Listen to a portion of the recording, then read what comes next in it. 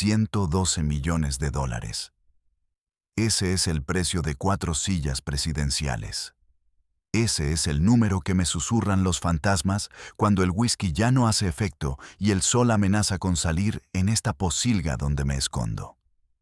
112 millones y 26 muertes directas que puedo nombrar con apellido y fecha.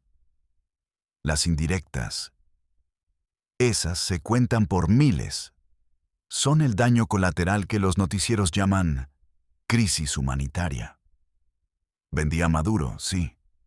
El título del video no miente en eso, pero él solo fue el postre, la joya de la corona en mi carrera de carnicero político. Antes de él cayeron otros 3, el del café, el de los volcanes y el que juraba que su poder venía de Dios. A todos los vi inflarse de soberbia en sus palacios y a todos los vi encogerse como niños asustados cuando entendieron que su mundo se venía abajo por una llamada, un archivo de computadora o un rumor sembrado en el oído correcto. Mi nombre no importa. Nunca importó. Los que nacimos para vivir en las alcantarillas de la historia no tenemos nombre. Tenemos designaciones. Para el círculo, yo era el número 28. Éramos 30. Una mesa directiva para el caos. No se imaginen un cartel con cuernos de chivo y camionetas blindadas. Eso es para los perros de la calle, para la maña que se pelea por las plazas. Nosotros no traficábamos con cocaína, traficábamos con futuros. No vendíamos armas, vendíamos voluntades. Éramos banqueros, generales retirados, magnates de la tecnología, exagentes de la CIA y el Mossad, y tipos como yo, los invisibles. Los que entrábamos en una habitación y nadie recordaba nuestra cara. Pero al salir, el destino de un país ya estaba torcido para siempre. Mi historia no empieza en un barrio jodido de Sinaloa, ni en las comunas de Medellín. Empieza en la pulcritud hipócrita de las embajadas. Mi padre era un hombre gris, un agregado cultural de segunda en la nómina del servicio exterior. Un burócrata que creía en el papeleo y en los buenos modales.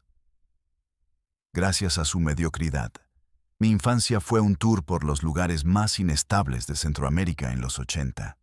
Mientras otros niños aprendían a jugar fútbol, yo aprendí a distinguir el sonido de una K-47 del de un Galil.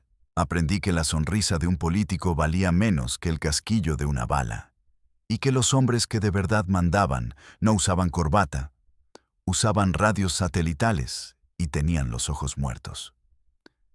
Tenía 9 años cuando vi mi primer golpe de Estado. No por la tele. Lo vi desde la ventana de nuestro apartamento en Tegucigalpa. Vi a los militares tomar la casa presidencial. Escuché los gritos, olí el humo y vi a los asesores gringos. Esos hombres rubios y cuadrados que jugaban a ser intocables, dirigir el tráfico de tanquetas con una calma que helaba la sangre. Esa noche, mientras mi padre escondía a mi madre y a mí en el sótano, yo no sentí miedo. Sentí una revelación. Entendí que el poder no era el hombre que daba el discurso en el balcón, sino el que le había escrito el discurso y le había puesto la pistola en la espalda para que lo leyera. El mundo no era un tablero de ajedrez, era una demolición controlada. Y yo no quería ser un peón, ni siquiera el rey. Quería ser el tipo que calculaba dónde poner la dinamita. Esa obsesión me consumió. Dejé de ser un niño. Me convertí en una esponja de secretos. Escuchaba las conversaciones de los adultos en las fiestas diplomáticas. Aprendí a leer los labios, a identificar las microexpresiones que delataban una mentira. Me di cuenta de que todos, absolutamente todos, tenían un precio, un miedo o un vicio. El honorable embajador le pegaba a su mujer. El agregado militar vendía información a los carteles locales. La esposa del ministro de Economía se acostaba con su chofer. Yo no los juzgaba. Los catalogaba. En mi mente, construí un mapa de debilidades de cada persona que conocía. Era mi juego. En la escuela, no usaba la fuerza. Usaba la información. El bravucón de la clase me molestaba. Averiguaba que su padre era un alcohólico violento y sembraba el rumor. En una semana, el niño estaba tan destrozado por dentro que ni me miraba. ¿Una maestra me reprobaba injustamente? Descubría su aventura con el profesor de gimnasia y una nota anónima en el escritorio del director solucionaba mi calificación. No era maldad, era eficiencia, era poner las piezas en su lugar. Era mi primer entrenamiento como el número 28, aunque yo todavía no lo sabía. La llamada llegó cuando estaba en la universidad, estudiando ciencias políticas. ¡Qué ironía! Estudiaba la teoría del poder, mientras mis profesores no tenían ni puta idea de lo que era el poder de verdad. Ya para entonces, hacía pequeños trabajos. Conseguía información para empresarios que querían ganar una licitación. Encontraba los trapos sucios de políticos de poca monta. Era un fantasma, una leyenda urbana en ciertos círculos. Me citaron en un café sin nombre en la Ciudad de México. El hombre que me esperaba era tan anodino como mi padre, pero sus ojos no eran grises. Eran negros, como pozos sin fondo. No me preguntó nada. Me lo dijo todo. Sabía de mi infancia, de mis juegos en la escuela, de mis trabajos en la universidad. Habló del círculo, no como una organización, sino como un principio de la naturaleza. El mundo necesita pastores y necesita lobos, me dijo, mientras revolvía su café con una parsimonia exasperante. Los políticos son las ovejas, la gente es el pasto. Nosotros somos los lobos y los pastores al mismo tiempo. Mantenemos el rebaño sano. A veces, eso implica sacrificar a las ovejas enfermas. No me ofreció dinero. Me ofreció un propósito. Me ofreció un asiento en la mesa donde se decidía qué países prosperaban y cuáles se quemaban hasta los cimientos. Para entrar, había que morir. Tenía que renunciar a mi nombre, a mi familia, a cualquier lazo con mi vida anterior. Me convertiría en un expediente clasificado, en un número. Mi padre recibiría la noticia de mi muerte en un accidente de alpinismo en los Andes. Una historia creíble, poética, falsa. Mi prueba final no fue matar a nadie. Fue algo mucho más íntimo, más cruel. Tenía que destruir a mi mejor amigo. No físicamente, mentalmente. Se llamaba Daniel, un idealista que lideraba un movimiento estudiantil contra la privatización de la educación. Un tipo bueno, de esos que todavía creen en cambiar el mundo con pancartas. El círculo quería que ese movimiento se disolviera. Querían la universidad como un centro de negocios, no de revolución. Me dieron 3 semanas. Usé todo lo que había aprendido. Descubrí que Daniel tenía una relación secreta con la novia de su segundo al mando. Encontré pruebas de que su padre, un juez supuestamente intachable, había aceptado un soborno años atrás. Usé a una chica para seducirlo y grabarlo diciendo cosas que, sacadas de contexto, sonaban a traición. Y luego, solté todo, no de golpe. Lo dosifiqué. Un rumor por aquí, una foto anónima por allá, un correo filtrado. Vi cómo su mundo se desmoronaba. Vi a sus amigos darle la espalda. Vi a su novia escupirle en la cara. Vi a su movimiento acusarlo de ser un vendido del gobierno. La última vez que lo vi, estaba solo, en un parque, llorando como un niño. No sentí culpa, ni placer. Sentí la fría satisfacción de un cirujano que ha completado una operación compleja. Llamé al hombre de los ojos negros. «Está hecho», le dije. Su respuesta fue corta. «Bienvenido, número 28. Tu primer objetivo es Caracas». Y ahí, en ese preciso instante, vendí mi alma. Y me di cuenta de que me encantaba el precio que me habían pagado por ella. Caracas me recibió con el abrazo pegajoso del Caribe y el hedor a gasolina barata y paranoia. No llegué en un jet privado. Aterricé como un estudiante de posgrado, con una mochila, una tesis falsa sobre el impacto social del bolivarianismo y una identidad nueva tan sólida que podría haber engañado a mi propia madre. El círculo no dejaba cabos sueltos. Durante 3 meses, fui nadie. Viví en un apartamento diminuto en Chacao. Comí arepas en la calle, leí los periódicos oficialistas y me mezclé con la gente. Mi trabajo era escuchar, observar, entender el pulso de la ciudad, las grietas en el discurso del comandante, las tensiones que bullían bajo la superficie de la revolución. No me dieron un objetivo de inmediato. Me dejaron marinar en el caos, absorberlo hasta que formara parte de mí. Mi único contacto era un buzón muerto digital, un flujo de datos encriptados que recibía cada jueves a las 23:00 horas.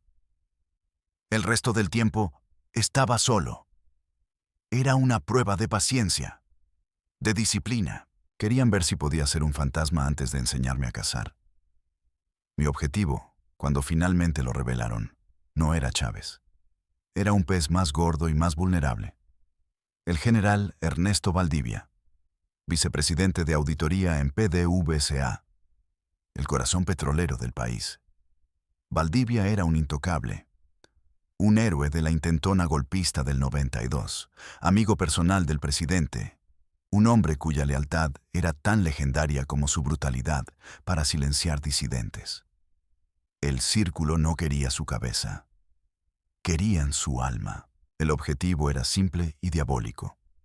No matarlo, no secuestrarlo. Tenía que convertirlo, a los ojos de su propio comandante, en un traidor a la patria, un vendido a la CIA. La orden era una obra maestra de la crueldad. Haz que el perro muerda la mano que le da de comer. Me dieron acceso a una cuenta de gastos ilimitada y un pequeño equipo de activos locales que no se conocían entre sí y que solo respondían a mis instrucciones cifradas. Un hacker, una prostituta de lujo y un exagente del servicio de inteligencia caído en desgracia. Eran mis piezas, mi bisturí y mi martillo. Empecé por su única debilidad conocida, una que el régimen se esforzaba por ocultar. Su hijo. Un junior bueno para nada, adicto al juego y a la cocaína, que vivía en Miami bajo un alias. El general le enviaba miles de dólares cada mes a través de un sistema de transferencias opaco. Mi hacker no tardó ni una semana en romperlo. Una vez dentro, no robamos dinero. Hicimos algo mucho más sutil. Desviamos una pequeña parte de esas transferencias a una cuenta en las Islas Caimán que, con un par de saltos más, terminaba en un fondo de fachada controlado por una ONG de derechos humanos financiada por Washington. Era una migaja, apenas detectable. Pero la semilla del veneno ya estaba plantada. El siguiente paso fue la prostituta. Una mujer espectacular que podía hablar de política y filosofía con la misma facilidad con la que se quitaba el vestido. La pusimos en el camino del general. No para que se acostara con él, eso era demasiado burdo. Su misión era convertirse en su confidente, el oído que escuchaba lo que el militar no podía decir en voz alta. Su frustración con la ineficiencia del gobierno, su desprecio por los recién llegados al poder, sus pequeñas críticas al comandante. Cada conversación era grabada por un micrófono del tamaño de un grano de arroz cocido en su bolso. La demolición duró 6 meses. 6 meses de tejer una telaraña invisible alrededor de Valdivia. Filtramos los registros bancarios manipulados a un periodista de la oposición que teníamos en nómina. Editamos las grabaciones, sacando de contexto cada suspiro de frustración del general hasta convertirlo en una conspiración en toda regla. Mi exagente de inteligencia se encargó de sembrar el rumor en los cuarteles, susurrando en los oídos correctos que Valdivia se veía a escondidas con gente de la embajada americana. La estocada final fue una fotografía. Manipulamos una imagen del general saliendo de un hotel en Panamá y la superpusimos con otra de un conocido agente de la CIA entrando al mismo hotel, con las marcas de tiempo alteradas para que pareciera que se habían reunido. La foto llegó, en un sobre sin remitente, al escritorio del jefe del SEBIN, la policía política. Lo que pasó después fue una avalancha. Chávez, en una de sus cadenas nacionales maratónicas, bramó durante 1 hora sobre los traidores y las víboras que anidaban en el corazón de la revolución. No dijo el nombre de Valdivia, pero no hizo falta. Al día siguiente, el general fue destituido de su cargo para facilitar una investigación. Esa fue mi primera sangre, indirecta, pero más profunda que cualquier balazo. Vi por la televisión cómo los guardias nacionales rodeaban su casa en el Country Club. Vi cómo su esposa salía con la cara descompuesta. 2 días después, Ernesto Valdivia se pegó un tiro en la sien con su pistola de reglamento. La nota de suicidio, que el gobierno nunca hizo pública, pero que yo conseguí a través de mi contacto, tenía solo 6 palabras. Comandante, yo nunca lo traicioné. Al leerlas, no sentí nada, ni un ápice de remordimiento. Sentí el poder puro y absoluto de ser el autor de la realidad. Había reescrito la vida de un hombre. La había llenado de mentiras hasta que su propia verdad se ahogó. Esa noche, recibí un mensaje en mi buzón digital. Un número de cuenta en un banco suizo y una contraseña. Lo abrí desde un cibercafé. El saldo era de $1.5 millones. Miré la cifra en la pantalla. El zumbido de los ventiladores del local llenando el silencio. Y por primera vez en mi vida me sentí real. El fantasma tenía un tesoro. Me extrajeron de Venezuela 1 semana después, con otro pasaporte, otra cara. Mi destino fue Zúrich. El hombre de los ojos negros me esperaba en la suite de un hotel que costaba más por noche de lo que mi padre ganaba en un mes. No hubo felicitaciones, solo una evaluación fría. Preciso, limpio, sin bajas colaterales innecesarias. El activo se autoeliminó, lo cual nos ahorró complicaciones. Me entregó un reloj, un Patek Philippe Calatrava. El tiempo es nuestro único activo real, número 28. No lo desperdicies. Esa noche me emborraché solo en mi suite, con una botella de whisky que valía más que el coche de mi padre. Miré la ciudad iluminada a través del ventanal, el reloj pesado en mi muñeca, y entendí la verdadera naturaleza del círculo. No éramos solo lobos o pastores, éramos dioses jugando con maquetas de países. Y nuestros juguetes eran las vidas de hombres como Valdivia. Y el dinero. El dinero era solo la forma de llevar la cuenta. La prueba tangible de que tu voluntad se había impuesto sobre la de los demás. El lujo no era el objetivo, era el calmante. Era el terciopelo que envolvía la daga de acero para que no te cortaras la mano al empuñarla. Me volví adicto a esa sensación. El poder, el control, la distancia séptica de la sangre. 1 mes después, el hombre de los ojos negros me citó de nuevo, esta vez en una casa de seguridad en Viena. Puso una carpeta sobre la mesa. Dentro, la foto de un hombre sonriente, de bigote espeso y traje caro. «Has demostrado que puedes podar una rama», me dijo sin mirarme. «Ahora veremos si puedes talar un árbol. Este hombre dirige un país que huele a café y a guerra civil. Cree que su silla la puso Dios. Demuéstrale que nosotros podemos quitarla». El país del café era una bestia diferente a Venezuela. Allá el poder era un puño de hierro. Aquí era una red de susurros, de apellidos con siglos de historia y fincas que eran feudos.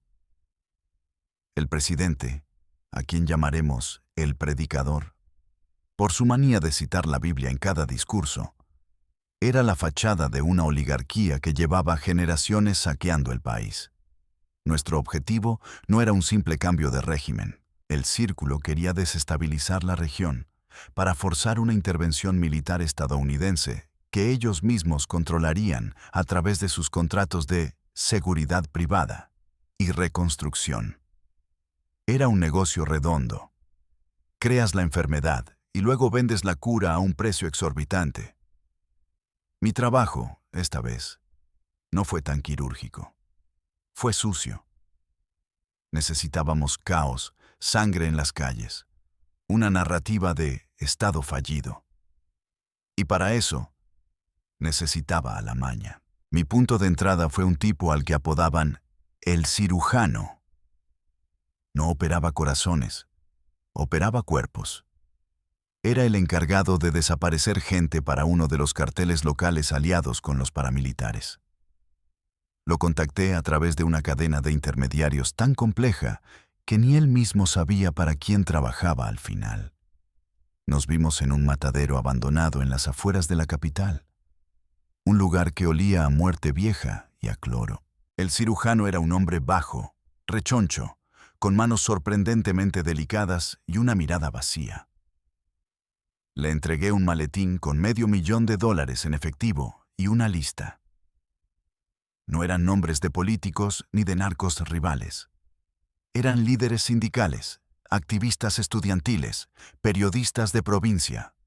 Gente que molestaba, pero que no era lo suficientemente importante como para que su desaparición provocara un escándalo internacional. Quiero que se los lleven. Un levantón limpio, pero no los quiero muertos. No todavía, le dije. El cirujano me miró con una curiosidad casi infantil. Entonces, ¿qué quiere que haga con ellos? Le deslicé una segunda hoja. Era un guión de tortura. Grábalos, le ordené.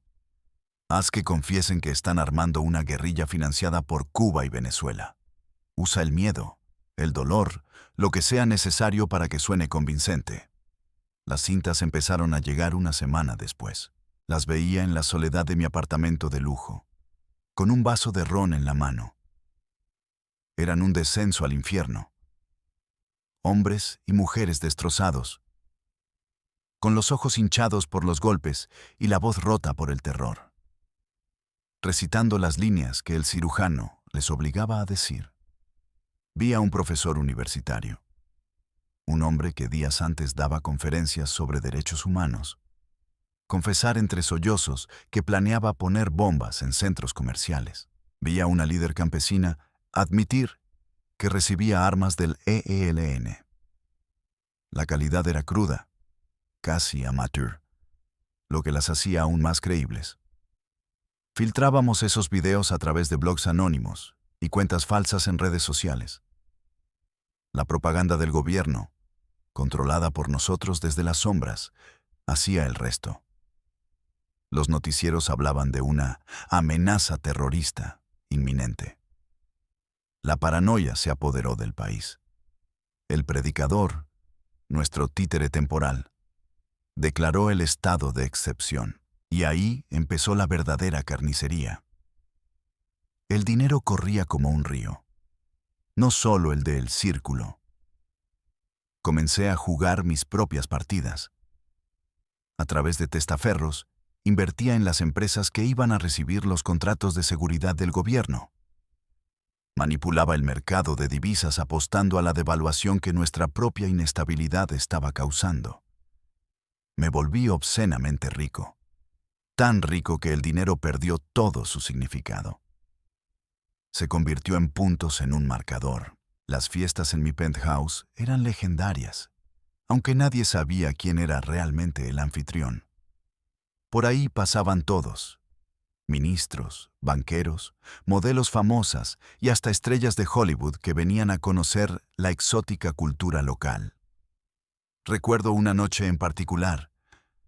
Tenía en un sofá a un actor, un ganador del Oscar conocido por sus papeles de héroe, metiéndose una línea de cocaína del tamaño de mi dedo meñique. En otro rincón, un cantante español, de esos que llenan estadios, le suplicaba a una de mis acompañantes que lo tratara como a un esclavo. Y en el balcón, con la ciudad en llamas a sus pies, estaba el ministro de Defensa, el mismo que al día siguiente daría una rueda de prensa condenando la violencia, negociando conmigo el precio de un cargamento de fusiles israelíes que iban a terminar en manos de los paramilitares.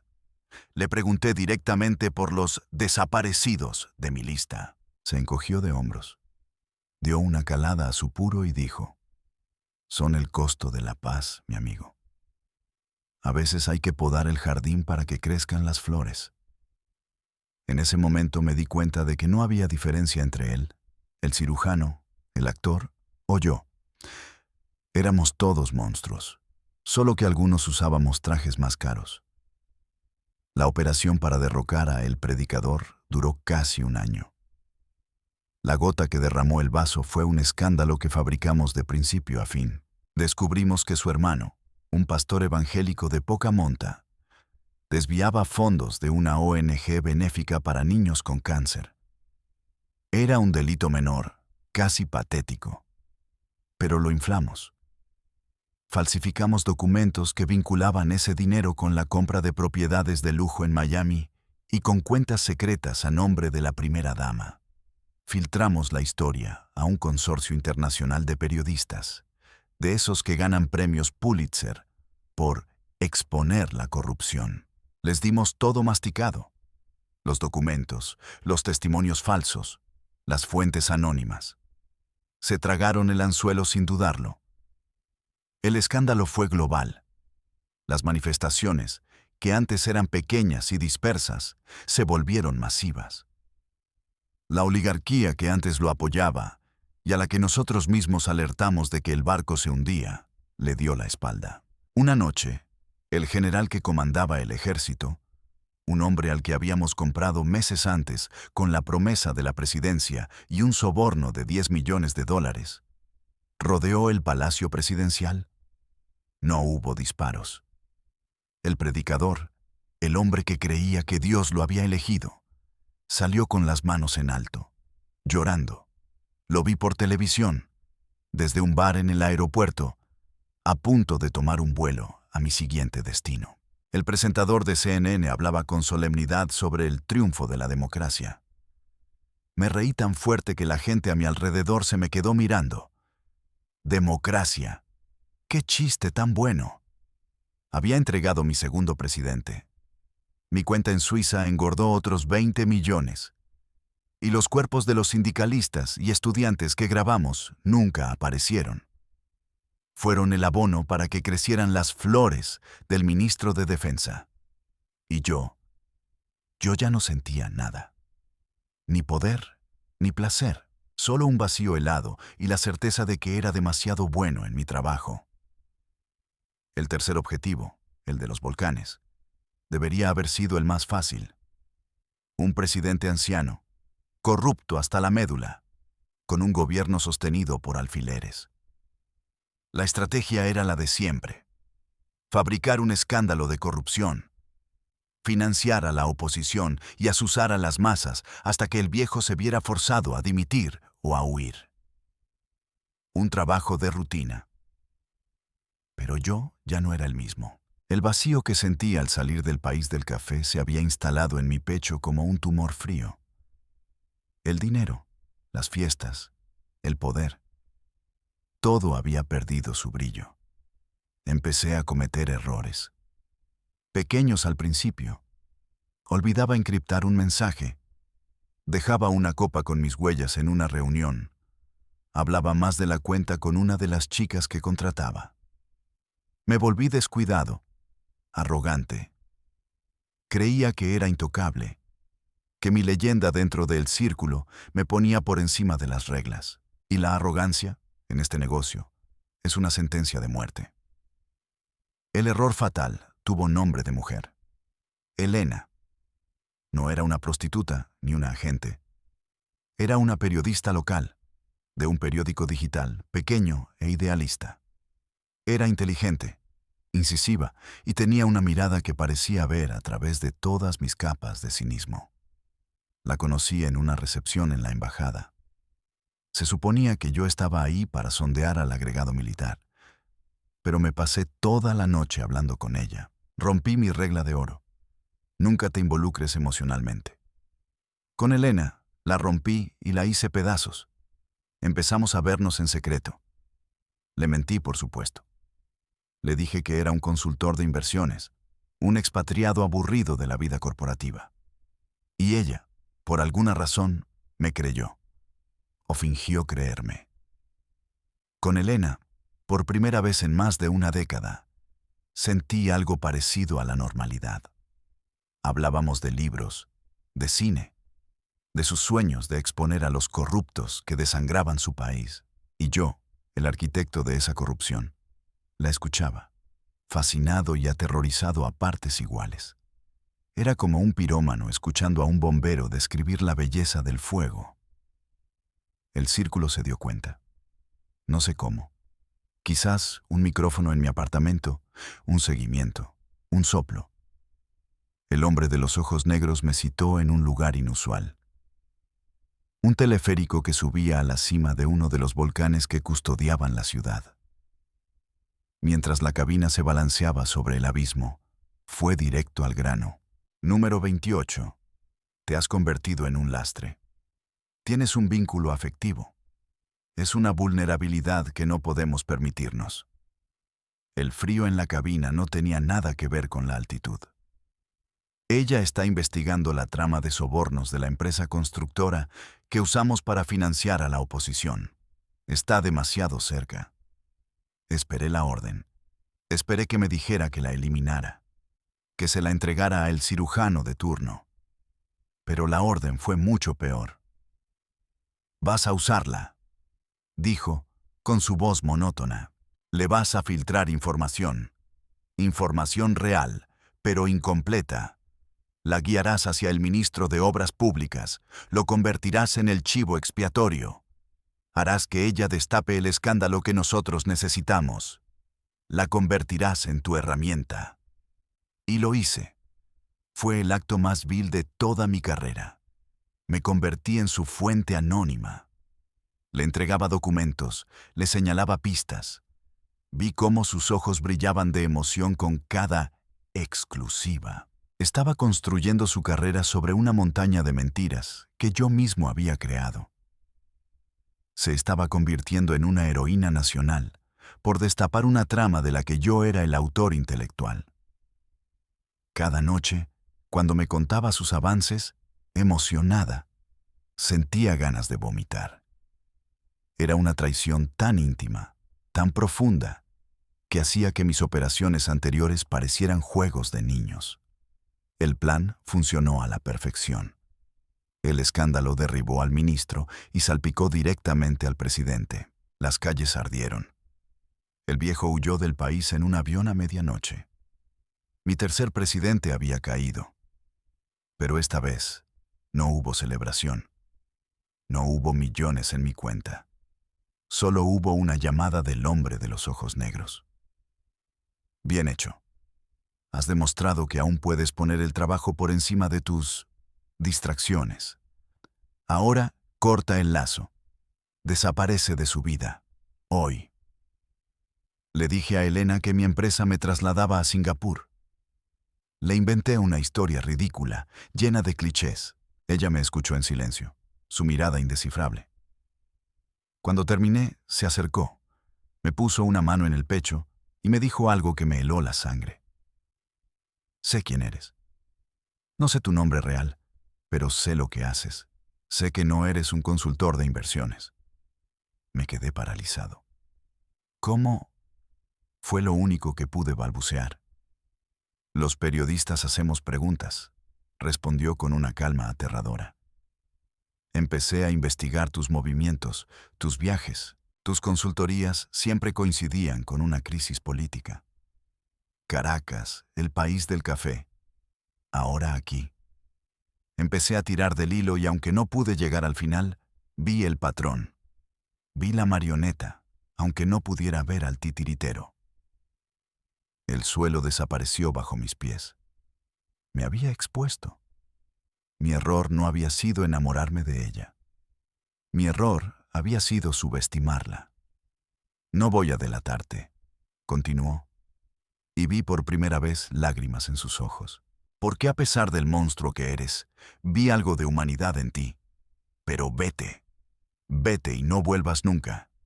Y reza para que tus jefes no se enteren de que lo sé. Esa noche hice mi maleta, la paranoia royéndome las entrañas. ¿Y si era una trampa? Si el círculo la estaba usando para ponerme a prueba. Si su confesión era una forma de eliminarme. Mientras me dirigía al aeropuerto, mi teléfono encriptado sonó. Era un mensaje de un número que no conocía. Una sola imagen. Era una foto de Elena, tomada con un teleobjetivo. Estaba sentada en la terraza de su café favorito, de espaldas a la cámara. En la mesa de al lado, de perfil, reconocí a uno de los activos locales de El Círculo, un sicario. El mensaje debajo de la foto era inequívoco. Los cabos sueltos se cortan. Tú decides si quieres estar en el próximo nudo. Comprendí la elección brutal que me estaban dando. Podía huir, salvarme y dejarla morir. O podía intentar salvarla, sabiendo que eso me convertiría en el objetivo número 1 de la organización más poderosa y despiadada del planeta. Por primera vez, el lobo sintió el miedo de la oveja. Pisé el freno en medio de la autopista, los coches pitando a mi alrededor. El sudor frío me recorría la espalda. Mi vida de lujo, mi poder, mis millones, todo se había reducido a esa imagen en la pantalla de un teléfono. Tenía que tomar una decisión, y supiera lo que supiera. Sabía que cualquier camino que eligiera terminaba en un baño de sangre. Di la vuelta en U, en plena autopista. El chirrido de los neumáticos fue el sonido de mi vieja vida haciéndose añicos. Conducía como un demente hacia el café. Mi mente era una tormenta de escenarios, cada uno peor que el anterior. Sabía que no podía enfrentarme a ellos directamente. Eran fantasmas. Si el sicario estaba allí, habría otros 2 en un coche al otro lado de la calle y probablemente un francotirador en un tejado cercano. Mi única oportunidad era el caos. Llamé al número de emergencias desde un teléfono desechable que siempre llevaba. Con la voz distorsionada por un pañuelo, alerté de una bomba en el edificio de enfrente del café. Luego hice una segunda llamada a la redacción del periódico más sensacionalista de la ciudad, diciéndoles que un capo rival iba a ejecutar a un político corrupto en ese mismo café. Necesitaba pánico, sirenas, cámaras. Necesitaba testigos. Necesitaba luz. La única cosa que los monstruos de las sombras no soportan. Llegué justo cuando las primeras patrullas bloqueaban la calle. El pánico era el esperado. La gente corría, los camareros se escondían. Vi a Elena, confundida, buscando refugio, y vi al sicario, levantándose discretamente de su mesa, su mano dirigiéndose al interior de su chaqueta. No había tiempo para sutilezas. Corrí hacia ella, la agarré del brazo y la arrastré hacia el callejón trasero.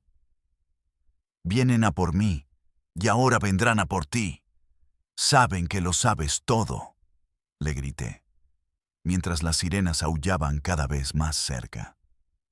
No me hizo preguntas. El terror en mi cara era toda la explicación que necesitaba. La empujé dentro de mi coche, que había dejado con el motor en marcha, y le lancé mi último teléfono desechable. Hay un número. Es un contacto en la embajada canadiense. Dile mi número de designación, 28, y la palabra clave, Calatrava. Te sacarán del país como refugiada política. Diles que tienes pruebas de cómo el círculo desestabilizó el gobierno. Es tu única oportunidad. Ella me miró, sus ojos llenos de una mezcla de miedo y una extraña compasión. ¿Y tú?, preguntó. Yo soy el señuelo, le dije. Ahora corre. La vi alejarse, perdiéndose en el tráfico, y una parte de mí, una que no sabía que existía, sintió una paz extraña. Había hecho una cosa bien en mi vida de mierda. Mi huida fue un borrón de adrenalina y paranoia. Sabía que el círculo tenía todos mis pasaportes marcados, mis cuentas congeladas. Estaba quemado. Me convertí en lo que siempre había despreciado. Un fugitivo. Una rata corriendo por las alcantarillas. Usé todo el dinero en efectivo que tenía para pagar a un coyote que me cruzó la frontera hacia el norte, escondido en el doble fondo de un camión de plátanos. Fue humillante. Yo, que había derribado gobiernos, ahora olía a fruta podrida y a miedo. Fue durante esa travesía, hacinado con otros desesperados, que me enteré de mi cuarto y último trabajo, Maduro. Mientras yo huía, el círculo ya estaba moviendo sus fichas en Venezuela. Habían usado mi infraestructura, mis contactos, los cimientos que yo había puesto años atrás. La operación contra Maduro fue mi obra maestra, pero ejecutada por otro. Filtraron información sobre sus vínculos con el narcotráfico a la DEA. Financiaron a la oposición radical. Orquestaron las sanciones económicas que ahogaron al país. Yo lo veía todo desde la pantalla de un celular barato en un motel de mala muerte en la frontera de México. Veía mi propio guión, mi propia metodología, y me daba cuenta de que nunca fui indispensable. Solo era una herramienta, una muy cara y eficiente, pero reemplazable. El círculo no eran personas, era un sistema, y yo había sido expulsado de la máquina. Vendí mi Patek Philippe a un prestamista en Tepito por una fracción de su valor. Ese dinero me ha permitido sobrevivir estos últimos meses, escondiéndome en lugares como este. Una habitación sin ventanas en algún lugar perdido de Sudamérica, donde el sonido de las motos siempre te hace pensar que vienen a por ti. No me hago ilusiones. Me encontrarán, tarde o temprano. El círculo no deja cabos sueltos, y yo soy el cabo más grande y peligroso que han tenido nunca. Por eso grabo esto. Por eso mi historia está en tus oídos ahora mismo. No es una confesión para buscar perdón. No creo en el perdón. Es una póliza de seguro. Es mi única arma. Si esta historia se hace viral, si mi voz llega a suficientes personas, mi muerte no podrá ser silenciosa. No podrán simplemente pegarme un tiro en un callejón. Tendrán que hacer que parezca un accidente, una sobredosis, un ajuste de cuentas. Les complicará las cosas. Y en mi situación, complicarles la vida es lo más parecido a una victoria. No sé qué fue de Elena. Rezo para que llegara a Canadá, para que esté a salvo. Quizás por eso la salvé. No por amor ni por redención. La salvé porque era mi última oportunidad de demostrarme a mí mismo que no era como el hombre de los ojos negros. Que todavía quedaba una línea que no estaba dispuesto a cruzar. O quizás, simplemente, estaba cansado de ser el monstruo. Maduro caerá. ¿O no? Da igual. Pondrán a otro, quizás uno peor. El círculo seguirá operando. El mundo seguirá girando. Los noticieros seguirán hablando de democracias y tiranías, de buenos y malos. Y ustedes, los que están escuchando esto, se indignarán un rato, compartirán el video, y luego seguirán con sus vidas. Pero quiero que sepan algo.